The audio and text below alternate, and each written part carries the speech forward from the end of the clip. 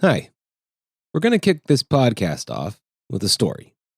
A story that I've been continually returning to personally throughout my life as some sort of touchstone. It is the true story of a place called Hughson's Tavern in New York and how it overcame the racist capitalist state between them to plot against their oppressors way back in 1741. Apart from the implicit time travel and any mystical fantasy creatures you may encounter on the way here, everything I'm about to tell you, to the best of my knowledge, is entirely true. So y'all comfy? Party assembled? Got your snacks? Character sheets? Well, alright. Let's go.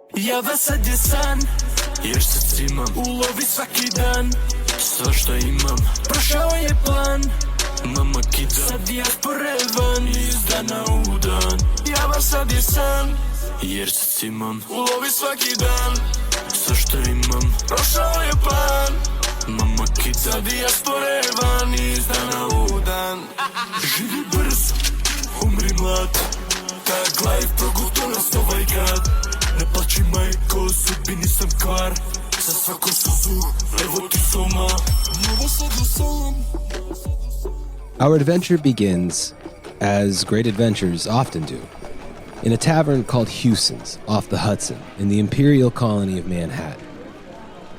Hughson's Tavern is a crowded 15-minute stroll northward from the wooden ravelins of Fort George, but a quick hop, skip, and a jump from the insistent flow of humanity, merchandise, and that irredeemably wicked mix of the two on the western docks. Another 10 minutes north on Broadway with a spring in your step, and you can already smell the manure of livestock from the farms further down the enormous hoof-beaten trading route, which continues northeast, flowing through the wall protecting Upper Manhattan from French and indigenous attacks beyond. The harbors, usually a dense forest of masts and drawn sails, are a bit quieter than usual. Subject to whims of both nature and the political economy of 1741, maritime trade in the fortified port colony has been a bit on the slow side lately. You wouldn't know it from the cacophony at Hughson's, though.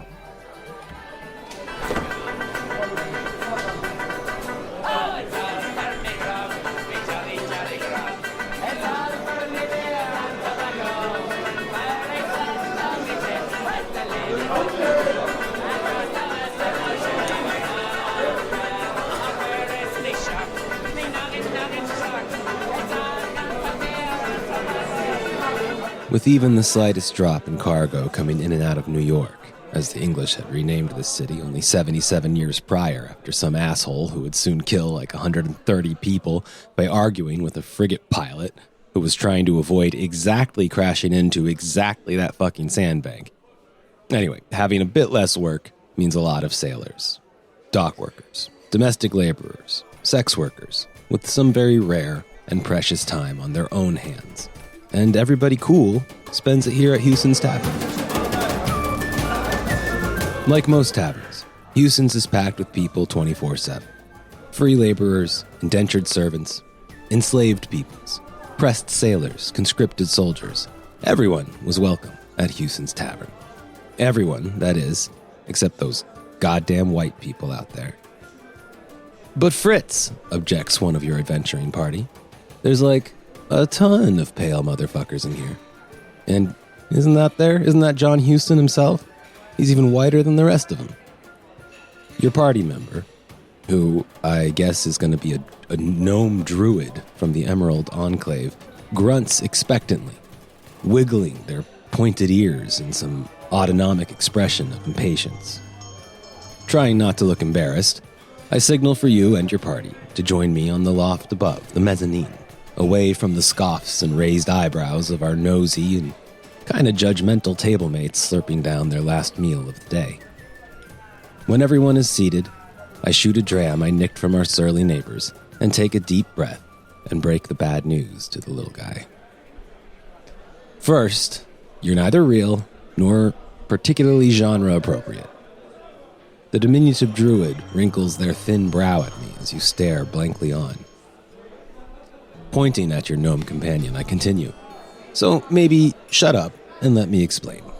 I kind of wrote you into this honestly without really thinking about it, but you're here, and maybe it's just better if both you and I recognize that you're really nothing more here than a tortured referential touchstone that I was hoping would allow me to straight up mainline some atmosphere into the listener's bloodstream. But that said, if you're going to run lines like that and ask questions about 18th century racial theory, I'm just going to read from the book that I'm basing this episode on like a normal fucking podcaster. Without breaking my withering glare at the incredulous magical being, I reach into my rucksack, pass the dice pouch, and withdraw instead my pristine hardcover edition of Peter Linebaugh and Marcus Rediker's The Many-Headed Hydra, Sailors, Slaves, Commoners, and the Hidden History of the Revolutionary Atlantic, which will be published, I explain, 259 years in the future by Beacon Press. And I read from it aloud. Of course, many New Yorkers, people in ruffles as well as negrophobic artisans, had long taken whiteness for granted. But to those who gathered at Hughson's, the quote, white people, unquote, were, in code or cant, the rich, the people with money, not simply the ones with a particular phenotype or skin color. Racial typing in New York remained fluid, open, often ambiguous. The lovers, John Gwin and Peg Kerry, typified and exploited that ambiguity. Gwin used an Irish name, pretending to be a soldier at Fort George, and Negro Peg, that is Margaret Kerry, complained about, quote, that bitch Mary Burton, unquote, who had implicated her in several thefts and thereby, quote, made me as black as the rest, unquote. The slave Tom described his recruitment into the conspiracy in a way that would have been impossible a generation later. Quote, the white men wanted him to join to help and kill the white people, unquote. The white David Johnson rose before an assembly at Hughson's, a can of punch in hand, and pledged to, quote, burn the town and kill as many white people as he could. So this gnome, whose name I guess is going to be Charles Shittershold, spits out whatever gnomes drink in 18th century Manhattan. I'm guessing vodka and cocaine. He spits it out at the word conspiracy. Conspiracy? He sputters in a voice that was sure to waste my time on editing and effects later that day. And at that point, I really began to worry that this whole Charles angle had gone from quirky to alienating and weird. And I turned my attention back to you. Yes, conspiracy. Listen. It's spring, and the year is 1741, and pretty much every stripe of proletarian is here in this tavern, planning to burn down Manhattan, slaughter a bunch of rich white fucks, and give the whole place to Spain, whose armada is about 2 weeks away, potentially leading to a chain of events that abolishes slavery on this continent 124 years ahead of schedule. I suppose, being the bright listener you are, you've already probably guessed that things won't bang out that way. None of the people with us in this tavern are long for this world, but they've known that for a very long time.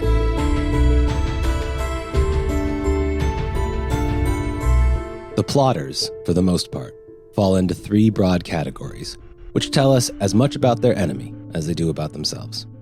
I'll briefly introduce them here now from the mezzanine, but we'll head back down there soon and we'll get to know them each a little better.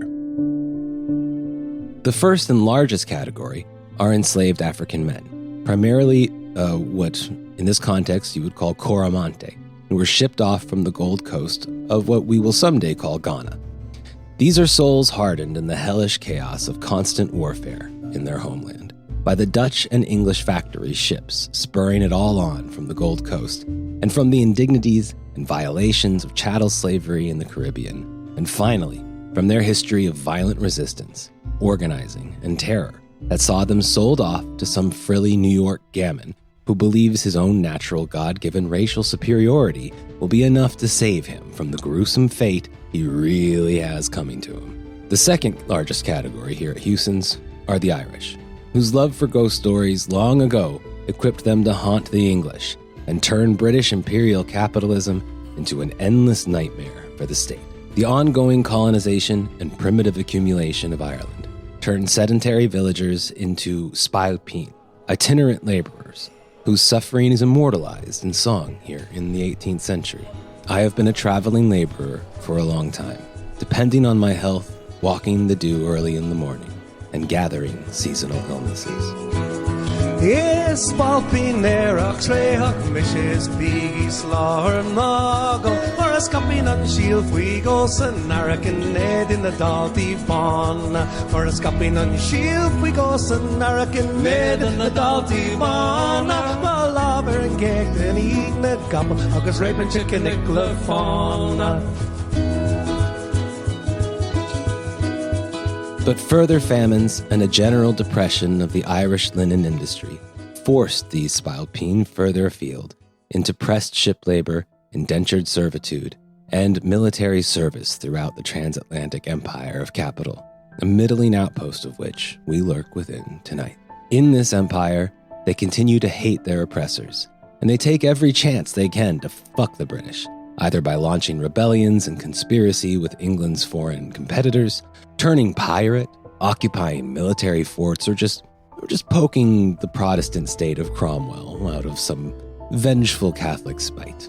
Like their Okufune comrades from the Gold Coast, that is the sort of warriors of the Gold Coast, many of these Irish are trained in maritime and terrestrial labor, as well as waging war, and they want to kill the whites as bad as anybody else does. The third and final category were the free citizen soldiers of Spain, turned slaves by the ill fortune of losing a land or a sea battle to the fucking English, who see only black faces and strong laboring bodies when they examine their captive prizes. These soldiers are experts in warfare, and with personal recent memories of their social lives as free people dashed against the social death of their new condition, they are not very pleased with these sweaty, soft pink men in frilly collars who demand to be called master and captain. As Rediker and Linebaugh recall, the sailors insisted that, quote, if the captain would not send them to their own country, they would ruin all the city, and the first house they would burn should be the captain's, for they did not care what they did, end quote. Pointing to a lush house, they said, quote, damn that son of a bitch, they would make a devil out of him, end quote, doubtless by turning his home into an inferno. They even threatened to tie him to, quote, a beam and roast him like a piece of beef, end quote. There are no women taking command positions in this conspiracy, which is organized under a strict military command structure, with John Hughson, the tavern proprietor, at the head, himself perhaps English or Scottish extraction, but who identifies with the enslaved, the oppressed, the dispossessed, the indigenous, and the mob. He believes a government should be as motley as its proletariat, and he wants the capitalists and governors of his ancestral homeland to burn away from his chosen home here on Manhattan Island. John does seem to rely on women for their intimate connections to the whites' most vulnerable spaces, though. Their homes, their kitchens, their beds, and most importantly, their valuables, which women like Newfoundland Irish Margaret Kerry, previously introduced here as Negro Peg, fenced in steady streams to Hughson, who would use the proceeds to purchase illicit weaponry for their planned rebellion and for sale to other ne'er-do-wells with a mind to fuck up the empire. Peg's story likely begins with cod fishing, or something similar. One of the last chances of personal autonomy for many Irish fleeing the decades of slaughter, wrought by colonial cruelty and its resulting famines. Not everyone's boat floats, however, and many, presumably including Peg, have sunk into debtors' service. Women, being barred from most maritime or military professions, are directed into domestic labor for the white houses and plantations or sex work. Many, like Peg, probably did a bit of both. Peg is in love with a young man named John Gwin. Gwin was born in one of the warring states of the Gold Coast and spoke a Coromantee language. The man who claimed mastery over him and his labor was a Dutchman named John Vark, who prefers to call him Caesar. John Gwin is the captain of the Longbridge Boys, a militarized network of exclusively Coromantee thieves from Gwyn's home region based out of Hughson's Tavern. Their counterpart at the allied tavern of John Rom elsewhere on the island are the Fly Boys, led by a former Okofune soldier from another Gold Coast state who went by the name of Prince. Hughson himself demands that his paramilitaries be organized on ethnic lines, ordering his lieutenants, quote, not to open the conspiracy to any but those that were from their own country, end quote. These are affinity networks based on personal and linguistic intimacy.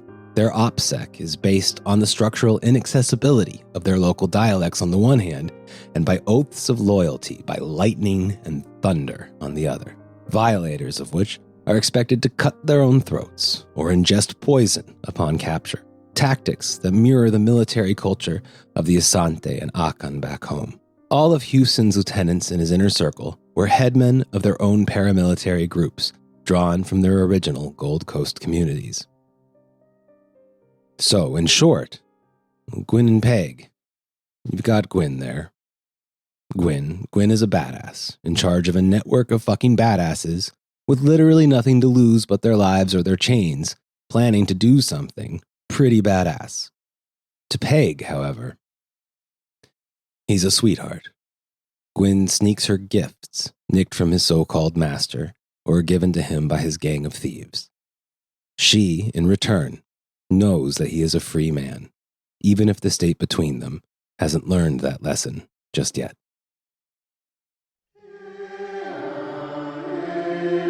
The oldest known song, authored by enslaved black people, was noted down by the governor of Barbados around this very time. I'm going to anachronize the language of it a little for clarity's sake, but its melancholic lament reads, Master buys me, he won't kill me. Master buys me, he won't kill me. Master buys me, he won't kill me. Before he kills me, he'll ship me regular. The governor notes that being shipped regular means to be shipped off as merchandise. The tone is sorrowful, and the situation unimaginable, but one can detect a hint of something else. Yes, perhaps the singer wishes to die. That certainly might be so, and one could easily empathize with that, given their situation. But there is another undertone to these words, an implication which I imagine might ring as discordant and haunting in the nightmares of their masters. There is a suit of armor around the singer, armor pieced together by the white man's own greed and carelessness. Even after a bloody rebellion, few slavers were willing to lose all that labor power and were apt to execute maybe half to send a message and then to sell the rest to try and recoup their losses. So what might an enslaved man do to his oppressor if he knew he had a 50-50 chance of surviving? Well, John Gwin knew what to do, as did Kofi and Kwamino and Kwasi, the Ndiakan shaman, the Obe, a man called Dr. Harry. New York wasn't their original port of entry, after all. Now, to explain more, in the first half of the 18th century, Manhattan here has no direct connection to the triangle trade that connects Europe to the Gold Coast, to the Caribbean, and back again. Its only axis of trade is up and down the eastern seaboard, stopping at the Carolina colonies before turning around in the Caribbean and chugging their way back north. This means that if the English colonies of the Northeast in North America want fresh enslaved labor, they're mostly out of luck. The vast majority of their human cargo brought with them experiences that they had gained on the southern island plantations. In some ways, this made them experienced workers, and indeed that was doubtlessly part of the sales pitch from unscrupulous traders. However, they also brought with them experiences of violent resistance to plantation authorities, experience in arsonry, assassination, and militant secret organizing against the whites. The Maroon Wars of enslaved peoples against the Empire in the Caribbean, the Red String conspiracy of Irish conscripts and sailors, countless examples of uprisings and militant organizing became the subject of legend at Hughson's Tavern, and the subject of lesson. As the song warns, their masters might execute a few of them to set an example, but the bulk of rebels would be passed off to some other chump up north, and the slaver would make a tidy profit rather than eat a huge loss through mass executions. The ruling class is greedier than it is vengeful, and as a consequence, the entire system of plantations and ports has spent the century putting down rebellion after rebellion, enduring massive arson attacks, massacres, heists, mutinies, so long as their profits continue to justify the losses. And there ain't no profit like a human body's worth of dispossessed labor power. In a city of 11,000 denizens, enslaved people make up 18% of the population in New York here in 1741, and 30% of the workforce. A great many of those have a history of revolt, and all of them have plenty to revolt against. So, in 1712, they did. Some 20 enslaved people set fire to a building on Broadway and waited for the whites to show up and try to douse the flames. And when they did, the armed guerrillas set upon them, hacking and beating as many of them as they could to death. In the end, ultimately, less than 10 whites died at the cost of some 20 executed blacks out of the 40 condemned.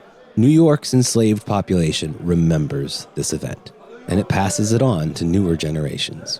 What John Gwin and his ilk are preparing, though, will put it to shame. As Hughson himself points out, since the proletariat of New York began playing with fire, the whites tend to run to Fort George at the very first sign of a new arson attack from below. But where will they run, asks Hughson, when the fort is the first to burn? But maybe we're a little ahead of ourselves here. Let's go down. Let's meet the others first.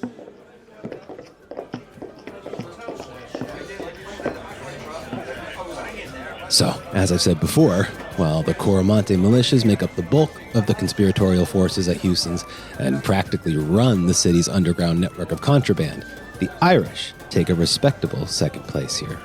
Around some 30 Irishmen have been seen participating in planning meetings under Hughson's command.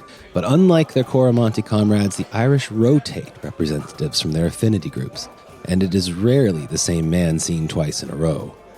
Now, I'm going to guess this is a very wise operational security concern developed over these men's collective decade of experience in conspiracy against the English, but also the fact that most of them here are actually currently employed as active duty soldiers within Fort George itself. Among these men are Jerry Corker, who you can hear announcing to all, "By God, I have a mind to burn the fort," and his partner, William Kane, affirming him, saying only then would the soldiers have their liberty. These two men are, in fact, the personal bodyguards to the governor himself. They literally stand guard while that fucker sleeps. Hughson's Tavern has a knife to the throat of the colony, and for now, the colony hasn't the faintest clue. And cavorting with them and the American blacks are those Spanish soldiers I mentioned. Antonio de San Benedito is one such soldier, ranked lieutenant under Hughson's command. He is huddled under mottled lantern light in that corner yonder there with his compatriot Juan, captain of the Flyboys at Rom's, and the enslaved Akan arsonist, Quack, known around these parts as Quack. I told you before, the Flyboys were based out of John Rom's tavern nearby, and it was Rom, allegedly, who first came up with the idea for the Great Revolt. To set them all alight fire, burn the houses of them that have the most money, and kill them all, as the Negroes would have done their masters and mistresses formerly. Antonio is boasting that for every one white man a, quote, York Negro kills, he and his men will take out 20, while Juan and Quack are bent over a mass of sticky black substance with great interest. Juan pinches out a sizable mass, and he balls it up in his free hand while balancing a whiskey in the other, explaining how to turn this unassuming sphere into the infamously destructive Spanish fireball. Quack makes one of his own and packs away the remaining material for himself, because you see, Quack, as I mentioned, is an accomplished arsonist in his own right, and this shit has just made him OP. It's going to be his job to burn down Fort George, where both he and his wife are employed on the grounds, she as a cook. But the Spanish soldiers' martial prowess and fireballs are far from their main contribution to the uprising. Turns out, for all its hardships, the Spanish Armada respected the freedom of these men.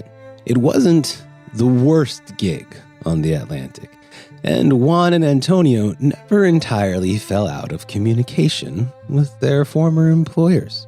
To what extent the Spanish Armada's imminent arrival in New York Harbor was timed to coincide with the burning of Fort George, and to what extent this was reversed, I can't say. But while the English were obsessing over the purely imagined possibility of a popish plot led by subversive Catholic priests to topple the city, few thought to check to see if their new Spanish slaves had saved their old contacts. So, with networks of thieves converting lost cargo and missing jewelry into weapons and fireballs, with enslaved captives laboring within the heart of the imperial economy, and with stolen Spanish black and mixed-race soldiers sharing intelligence with their former armada, and with Irish revolutionaries poised and ready to off their commanders, to frag them, and to put down the governor in his own bed. I mean, you put all that together, that's a pretty solid basis for a pretty gruesome plot. On top of that, John's contacts with the indigenous Iroquois and their own contacts with the French army would bring attacks from the west and north as the Spanish approached from the east and south, and the motley proletariat of Manhattan burned the whites out from within. Someone would have to roll a critical fail for this thing to fall apart. Well, that someone, unfortunately, would be poor Quack.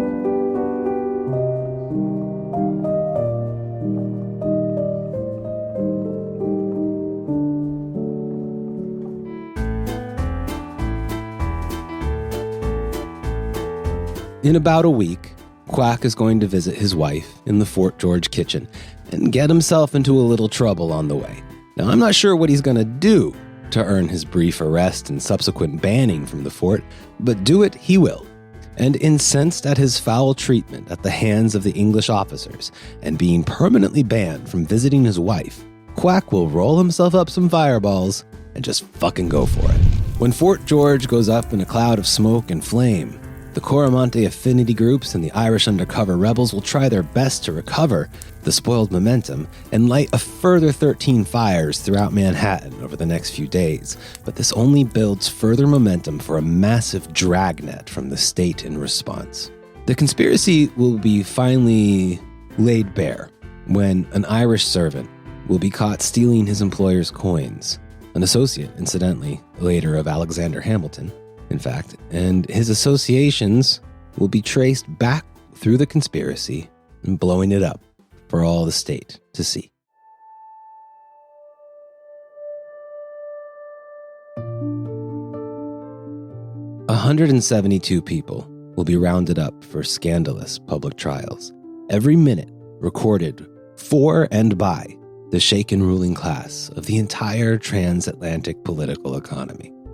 The proceedings and investigations will appease the white citizens of the empire and provide investigative data about what went wrong and allow the state to re-strategize its repressive apparatus. 80-something people, who we probably watched wander through this tavern tonight, will be shipped off to work for others as capital. 34 of us here will be executed, and 7 people will have their whiteness reaffirmed through pardons. John Hughson and John Gwin will be gibbeted together on the walls of the city, and Peg will be hanged. Hughson's daughter will save Gwyn and Peg's little baby, getting them out of the city, trying to give the freedom to this child that their parents would give their lives for, and they would disappear into the mainland. During the trial, the court and its judge, Daniel Horsemanden, Dan Horseman, I like to call him, will turn Hughson into a monstrous race traitor through his shit-ass rhetoric, giving lessons to the hoi polloi of poor European laborers for whom whiteness still meant, in that moment, propertied, exploitative, and for the most part, fucking English. But the court will hang John Hughson and John Gwyn's bodies in their gibbets in their cupular cages to rot and wither for all to see. And all will see, but not exactly what Dan Horseman would have liked. Now, this gets weird, people, and I don't want to be entirely responsible for it either. So I'm going to go ahead and let Linebaugh and Rediker take this part off my hands. This is a bit of a longer excerpt, so bear with me. When Horsemanden and his like tried to use the trial and executions to popularize lessons about race, about the unifying advantages of whiteness, the rebels, even in death, refused to cooperate. After Hughson was hanged, his corpse was gibbeted, so as to offer moral instruction to anyone who dared to betray his or her race. So too was the corpse of John Gwin/Caesar, strung up in chains so that people of African descent would think at least twice before challenging the system of slavery in New York. Both, so the message went, would be punished into the afterlife. But curious things began to happen. Within 3 weeks after the hanging, Hughson's remains, his, quote, face, hands, neck, and feet, end quote, had turned, quote, deep shining black, while the hair of his, quote, beard and neck, for his head could not be seen for he had a cap on, was curling, quote, like the wool of a Negro's beard and head, end quote. Moreover, the, quote, features of his face had assumed the symmetry of a, quote, Negro beauty, the nose broad and flat, the nostrils open and extended, the mouth wide, lips full and thick, end quote. Gwin/Caesar, in contrast, in life, quote, one of the darkest hue of his kind, end quote, had in death undergone the opposite transformation. His face was, quote, at the time somewhat bleached or turned whitish, end quote. In the end, it was said, quote, Hughson was turned Negro, and Varks Caesar a white, end quote. They had changed colors. New Yorkers, quote, were amazed at these appearances, end quote. And not least of all Daniel Horsemanden, who, once upon a time, had described an impossible task by saying, the Ethiopian might as soon change his skin. Word of what had happened to the bodies of Hughson and Gwin spread far and wide, quote, engaged the attention of many and drew numbers of all ranks who had curiosity to the gibbets for several days running in order to be convinced by their own eyes of the reality of things so confidently reported to be, end quote. Seeing was believing. And many accounted the transformations, quote, wondrous phenomenons. Other spectators, quote, were ready to resolve them into miracles, end quote. Rebels to the end, Gwin and Hughson thus took some last revenge against the white people in wigs and ruffles. Even their dead bodies were capable of subversion.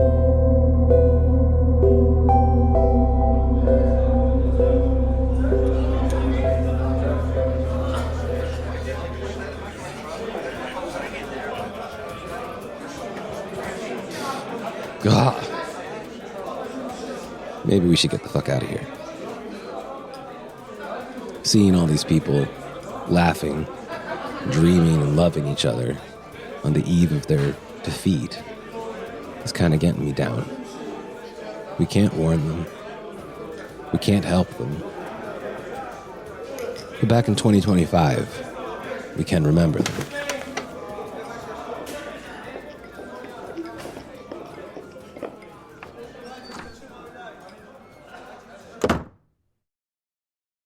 We can also remember how the state responded in the aftermath. Linebaugh and Rediker point to 3 major changes made with determined intention by their rulers. And these were as follows. Number 1, a brutal crackdown on public spaces where the white and black dispossessed could fraternize. Number 2 was an expansive and actually expensive recomposition of New York's motley and rebellious labor force by joining into the triangle trade in earnest. And number 3, a concerted effort to propagandize for the existence of white identity as upended from class or imperial proximity.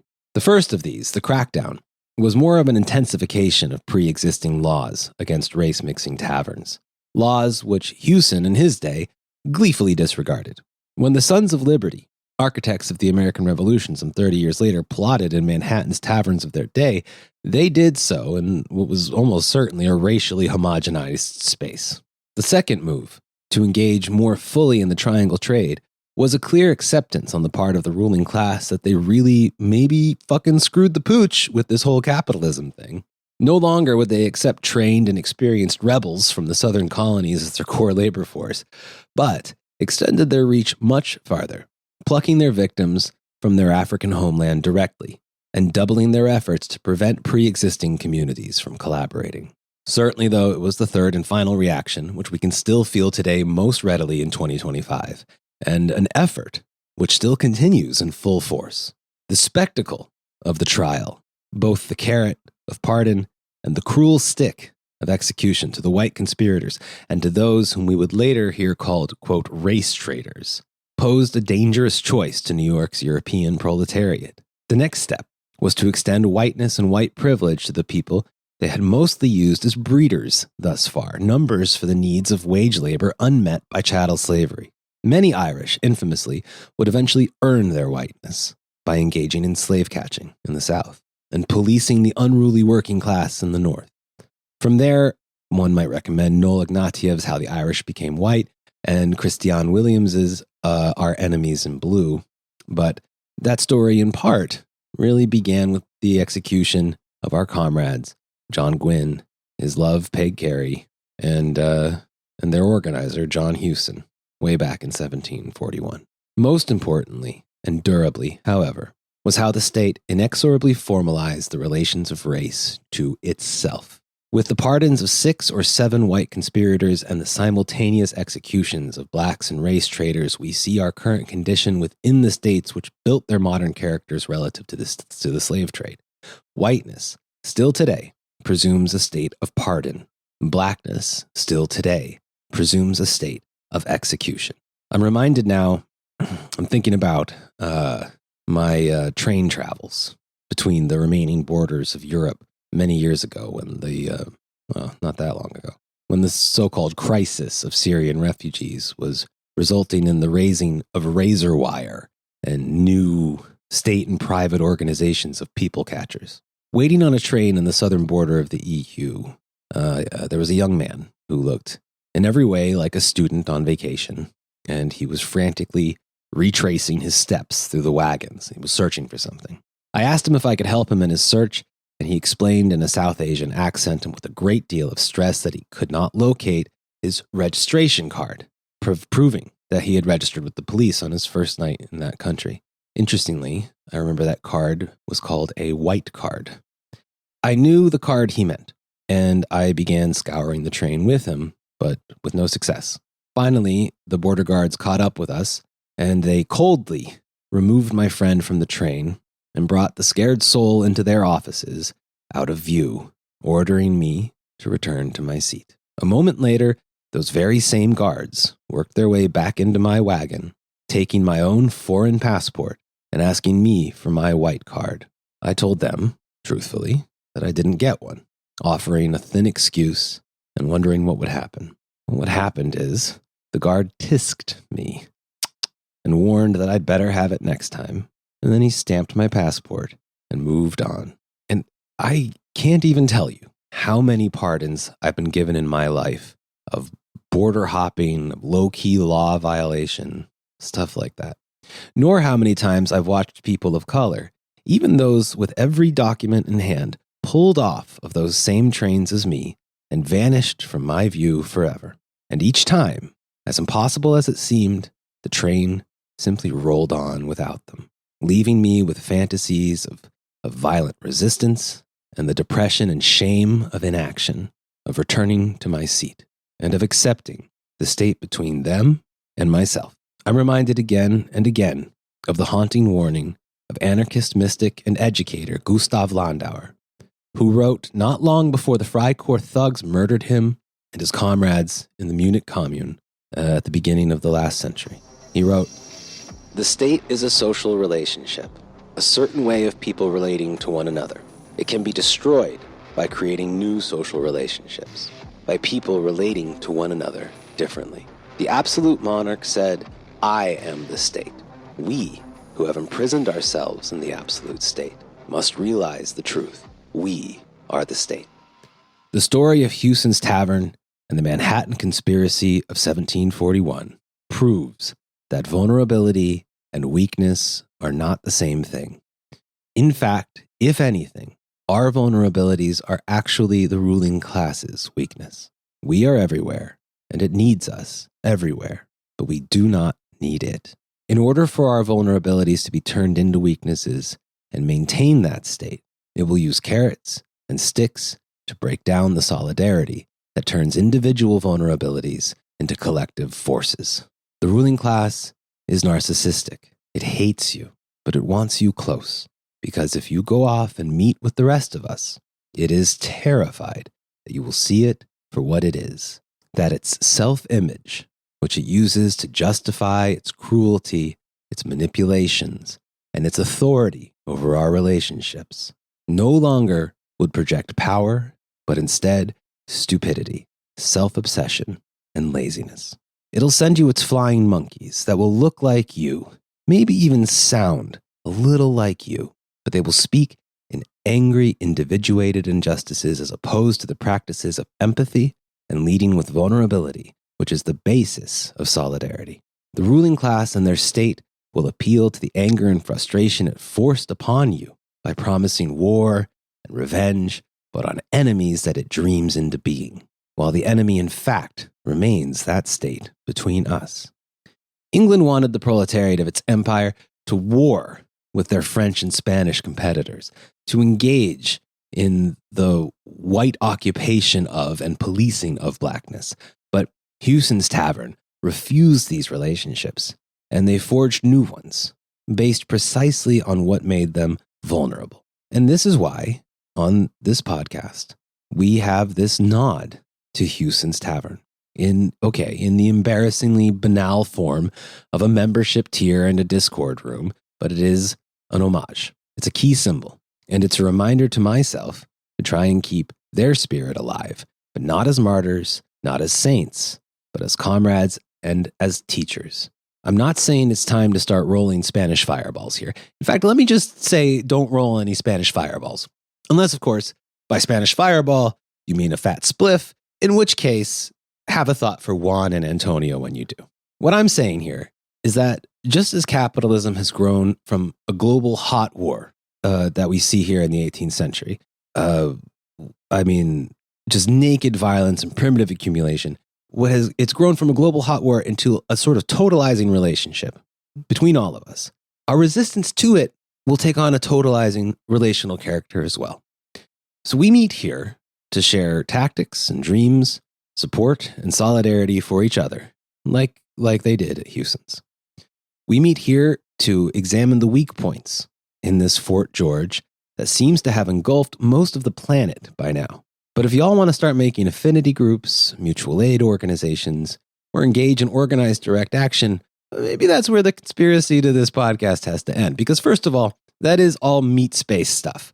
There's little point in fetishizing a Parisian paving stone in '68 on a podcast when you've got plenty of them outside. Plus, let's assume that the inheritors of the empire of capital today still have all their little noses in our business. I mean, even our pockets have ears now. This story today was a story about direct violence in a time of open violent warfare with burgeoning capitalism. These were people, and there are many people like this today, but these were people with little or nothing to lose. And the deaths of their enemies had a direct effect on their ability to regain autonomy of free life. Now, I'm guessing, since you can give a lowly podcaster like me a little bit of your hard-earned cash or your hard-won time, that you still have at least a little room to live still. And even though I'm sympathetic to Luigi and his supporters, I am equally suspicious of the use of mortal individualized violence as a way to amplify an individualized message. There is something, to me, kind of vampiric, a little etatist about that practice to me, especially when a person of resources and social sodalities does it instead of organizing in collectives where the social and individual merges into an empathetic whole, where vulnerabilities and solidarity are turned into the strength of many instead of the gun making a name for one. I don't know. I mean, free Luigi, though, but I don't know. I mean, Peg and Gwin did not seek death. They sought life. They had a kid. They wanted to live long enough to raise that kid in a free world. And we can want that too. For ourselves, for each other, maybe even for our fucking enemies now and then. Who the fuck knows? I don't know. Definitely not for Stephen Miller, though. Fuck that guy. Anyway, I'm Fritz McLinden, and this is The State Between Us. Java sad je san, jer sad imam u lovi svaki dan. Sve što imam, prošao je plan. Mama kica dijaspore van, iz dana u dan. Java sad je san, jer sad imam u lovi svaki dan. Sve što imam, prošao je plan. Mama kica dijaspore van, iz dana u dan. Neka priča ko šta hoće, može nam se može. Samo pun gas i euri da se množe. Da smo živi, zdravi, to od tebe tražim Bože. Sve ide po planu i sve na svoje dođe. Dobro došao u moj geto, gde slabo nam je svetlo. Pogrešan korak praviš, padaš dole, brato, beton. Ovde skoro svaki klinac u džepu sa ketom. Dođi s nama, smiri živce sa najlepšim cvetom. Java sad je san. If you enjoyed the intro and conclusion music from this episode, I'd highly recommend checking out the YouTube channel for, I suppose it's sort of a band/record label based out of Serbia called Gang Shot. And this song is called Diaspora with Domino and Dono DB, mixed by Romani. And I am a fan of them for a while. And this is a fairly recent track of theirs, but there's a lot to find there. So if you like it, check them out. Links in the description. As this has been the inaugural episode of The State Between Us, and we did it during free month where everything is free, it's not what you're usually going to get on this show. Typically, this show is going to have a free part of the episode, which will be available to all, and then be followed by a segment which is sort of paywalled for Patreon supporters only on patreon.com/thestatebetweenus. There's a tier system there, which I kind of alluded to earlier, and some opportunities for interactions between patrons and future guests that we're going to have there. So if you're interested in the sort of themes of this show, which are going to be about addressing, the formation, the histories of the ruling class, and also the development of subaltern resistance to those structures, the histories of capitalism, the state, the little flying fascist monkeys they keep throwing at us, those guys. This is the podcast for you. But I am committing to the core of every episode being free for all, as well as one episode per month that's going to be for Patreons only. And those are probably going to get a little weird. And also creating opportunities and incentives for people who want to support me and this project financially. If you want to learn more, that is patreon.com/thestatebetweenus. And I'm going to forego what would normally be an extended discussion growing out of this episode, which would be on that sort of paywall side, and just kind of leave you with these thoughts. So that's what we're getting into here, people. I hope you want to stick around and see where it goes. We've got some interesting interviews coming up in the next weeks. Some voices you may be familiar with if you followed my previous podcast, and some voices that will be new, but I hope regular features around these parts. And I'm also going to be extending, I think, our study of the developmental history of the ruling class through, I believe I'm going to start getting into stuff like the hierarchy, the original strikes of sailors. Maybe we'll talk a little about Naples and this guy Masaniello. But, I'm kind of trying to get back to my, let's call them spiritual roots of resistance right now. And I hope that kind of stuff appeals to you. And if it doesn't, I don't know, as my buddy Keith Allen Dennis likes to say, God luck and good speed. But for the rest of you, I'll see you soon. Thanks a lot.